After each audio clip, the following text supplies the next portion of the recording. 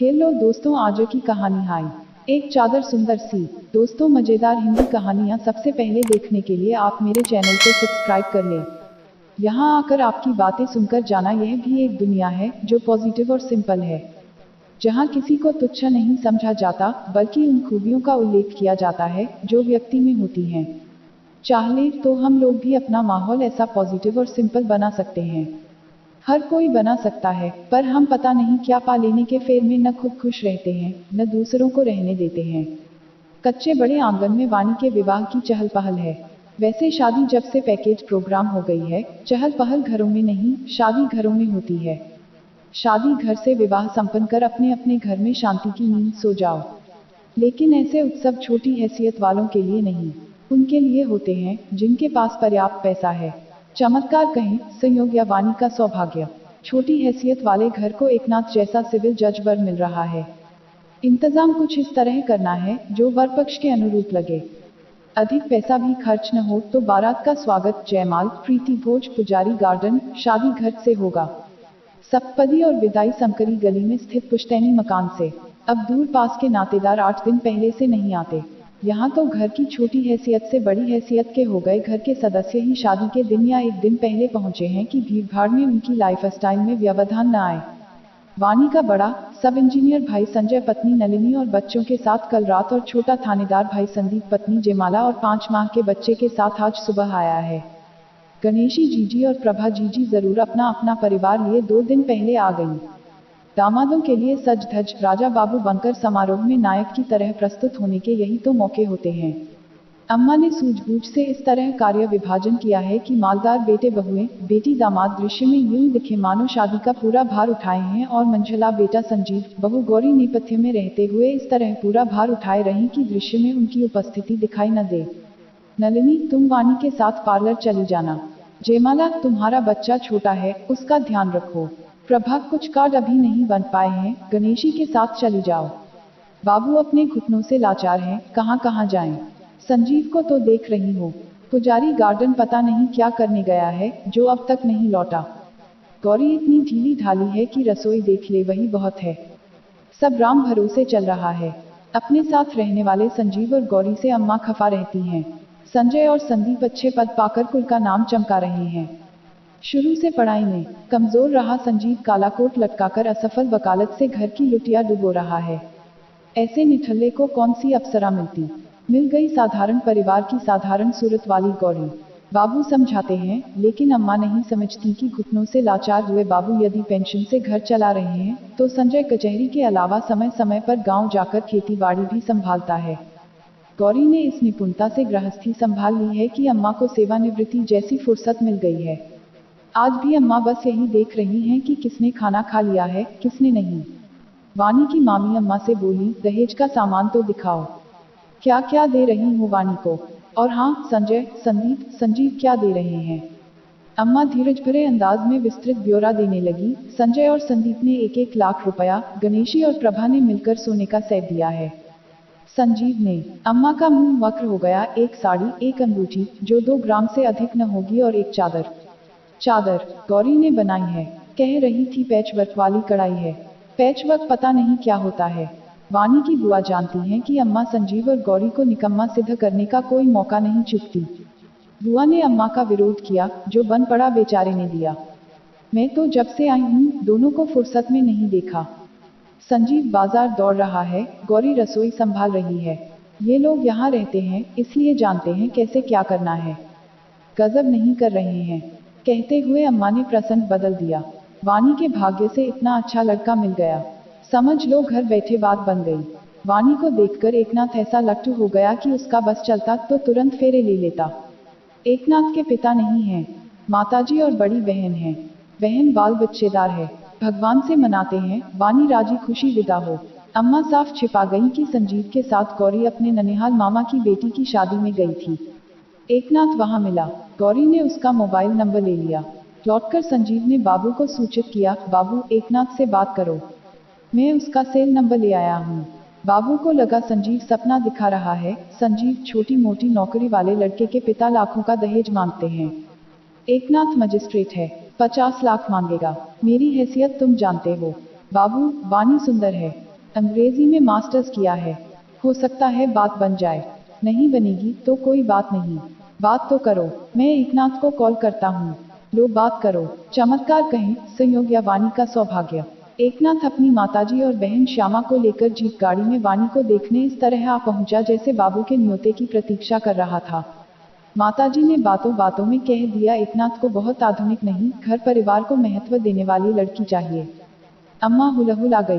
गौरी के हुनर को वाणी का हुनर घोषित कर दिया। हाँ, ये कुशन वाणी ने बनाए, मछली हाँ वाणी ने खाना वाणी ने खाकर बताएं कैसा है। वाणी पसंद कर ली गई। दान दहेज की मांग नहीं। विवाह की तिथि तय हो गई। संजीव और गौरी प्रबंध में लग गए, जो वाणी की विदाई तक लगे रहे। वाणी विदा होकर बरबसपुर एकनाथ के गांव पहुंची। एकनाथ बरबसपुर का पहला जज। पूरे गांव को आमंत्रित किया गया। लोग पंगत में खा रहे थे। अचार खत्म हो गया। माताजी चिंतित हुई, क्या परोसें? नाक कट जाएगी। श्यामा ने उपाय बताया, माताजी, वाणी के साथ कई तरह का अचार आया है। ले आती हूँ, जल्दी लाओ। वाणी को जिस लंबे कमरे में बैठाया गया था, उसी में एक और दहेज के सामान के साथ कार्टन में अचार की बरनियां रखी थी। श्यामा ने पूछ लिया, वाणी, इतने तरह के अचार किसने बनाए? गौरी ने। वाणी हड़बड़ा गई। श्यामा गौरी को कैसे जानती है? गौरी को तो हमेशा पीछे रख नलिनी और जयमाला को आगे किया जाता है कि संपन्न परिवार की हैं। शादी में यही दोनों आगे दिख रही थी। वाणी संकोचवश न पूछ सकी, दीदी आप गौरी को कैसे जानती हैं? आम के अचार की बरनी खोलकर खुशबू सूंघते हुए श्यामा बोली, गौरी बहुत बढ़िया अचार बनाती है। सिंघाड़े का, हल्दी की गांठ का, सेम, आलू, सूरन, कटहल। उसका बस चले तो घास फूस का भी बना डाले। अच्छा, तुम्हारा खाना भेजती हूँ। खाना खाकर वाणी सो गई। सांझ ढले श्यामा ने जगाया, वाणी, तुम्हारा कमरा तैयार कर रही हूँ। बिछाने के लिए चादर दो। वाणी ने बैग खोला। 3 चादरों में श्यामा को गौरी की बनाई चादर अच्छी लगी। आसमानी रंग की चादर में पैच वक कर गाढ़े नीले रंग के कपड़े के सुंदर फूल टांके गए थे। इसे बिछा देती हूँ। एकनाथ का फेवरेट कलर है। बुटीक से खरीदी। गौरी भाभी ने बनाई। बहुत सुंदर है। वाणी सुहाग कक्ष में ले जाई गई। सुहाग सेज पर बड़ी शान से आसमानी चादर बिछी थी। एकनाथ नहीं समझ पा रहा था बात किस तरह शुरू करे। चादर मानो बात करने की प्रेरणा बन गई। बड़ी सुंदर चादर है। श्यामा दीदी बता रही थी, गौरी ने बनाई है। वाणी चकित। एकनाथ भी गौरी को जानते हैं। ये लोग उन्हें इतना कैसे जानते हैं? भाभी ने नहीं बताया, इन लोगों से परिचित हैं। बता देती तो बातों को समझने में आसानी हो जाती, पर उनके पास इतना विवेक नहीं है। वाणी भूल रही थी, गौरी को कुछ बताने पूछने का मौका नहीं दिया जाता। वह चुप रहकर सबकी सुनती रहती हैं। वाणी ने धीमे स्वर में कहा, हाँ भाभी ने बनाई है। गौरी कहाँ अंतर्ध्यान थी? 1-2 बार ही दिखी है। तुम्हें देखने आया था, तब भी बैठक में नहीं आई। कम पढ़ी लिखी हैं। लोगों से मिलने में झिझकती हैं। अच्छे नंबर लाती थी। बेचारी को स्कूल के बाद पढ़ने का मौका नहीं मिला। संकोच हुआ, लेकिन वाणी जिज्ञासा को नहीं दबा पाई, आप उन्हें इतना कैसे जानते हैं?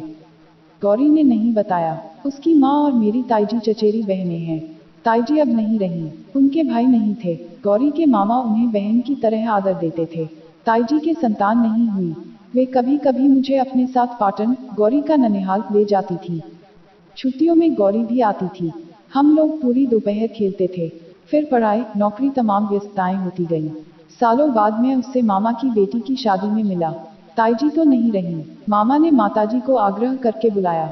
मैं माताजी को लेकर पाटन गया था। गौरी से खूब बातें हुई। तुम्हारी खूब सराहना की। बोली, हीरा जैसी लड़की चाहिए तो मेरे दर पर आओ। दहेज न मांगना, वरना मैं दरवाजे से कह दूंगी, आगे जाओ बाबा। वह इतनी खुशमिजाज है कि माहौल बना देती है। वाणी चकित। खुशमिजाज? उन्हें तो मरी बचिया की तरह मुंह लटकाए ही देखा है। भाभी तो बहुत कम बात करती हैं। अरे बहुत बात करती है। उसने तुम्हारा ऐसा रूप और गुण बताया कि तुम्हारे बाबू का कॉल आते ही मैं तुम्हें देखने दौड़ पड़ा। देखा तो देखता रह गया। तुम्हारा बनाया खाना खाया तो वाह। पत्नी चुनने के सभी के अपने मापदंड होते हैं। मुझे तड़क भड़क वाली लड़कियां असहज करती हैं। जज जरूर बन गया हूँ, पर भीतर से सीधा सरल देहाती हूँ। माताजी बरबसपुर में रहती हैं। मेरी पोस्टिंग बलदेवगढ़ में है।